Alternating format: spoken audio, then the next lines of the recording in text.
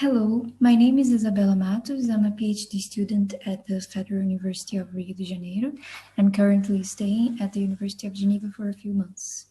I will briefly talk about what happens with gravitational waves when they propagate through cosmological distances, considering modified theories of gravity, and how we can get information on gravity and cosmology from gravitational wave observations. So in the context of a Friedman-Lemaitre Robertson-Walker cosmological background, and for a quite generic family of modified gravity theories, such as Horn-Desk, it has been shown that they modify the evolution of the cosmological perturbations at most by the introduction of four functions that we will call these alphas: alpha k, alpha b, alpha m, and alpha t.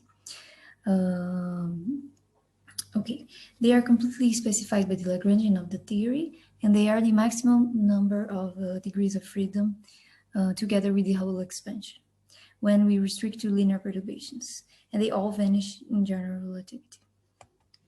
So in this effective approach, the gravitational wave amplitudes, they propagate according to this equation, and we see that this alpha t changes the gravitational wave speed as compared to c, while the alpha m modifies the friction rate at which the wave dissipates.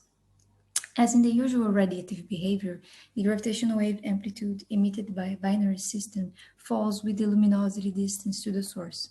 And so one can show that the change in the detected gravitational wave amplitude due to the alphas can be absorbed into the distance, defining what is usually called the gravitational wave distance or gravitational wave luminosity distance.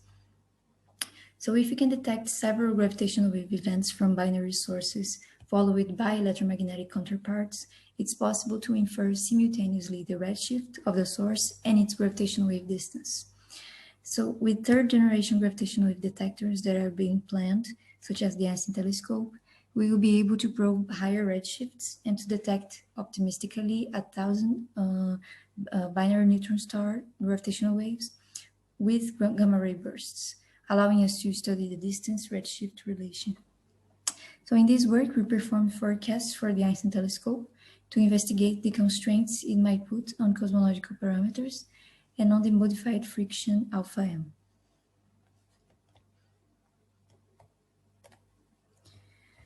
We were first mainly interested in FFR models, in which case the ratio of distances reduces to the square root. That goes asymptotically to 1 plus FR today over 2. And so assuming the background evolution to be that of lambda CDM, we show that the Einstein Telescope will provide a bound in FR naught of the percent level, which is much smaller than what we currently have from large scale structure.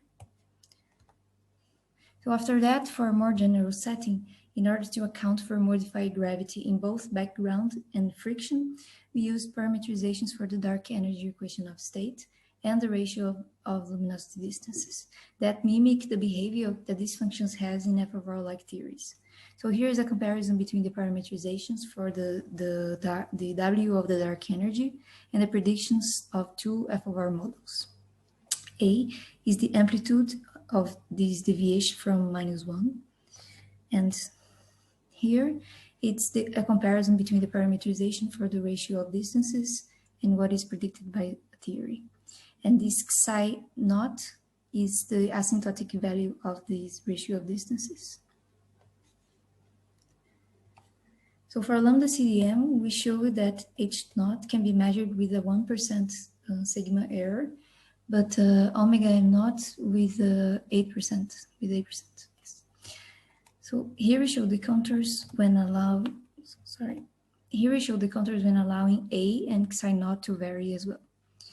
So we show that even for this model of gamma gravity, which is very different from lambda CDM, is represented here with a green star. You can't distinguish it from lambda CDM only with these kind of detections.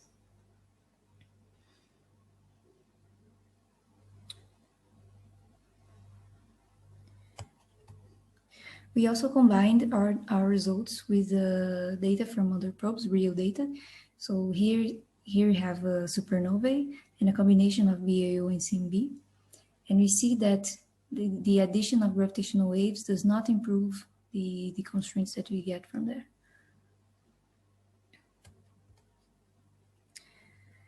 So finally, these deviations of general relativity do not only change the way in which gravitational waves propagate, they also change the scalar sector as well.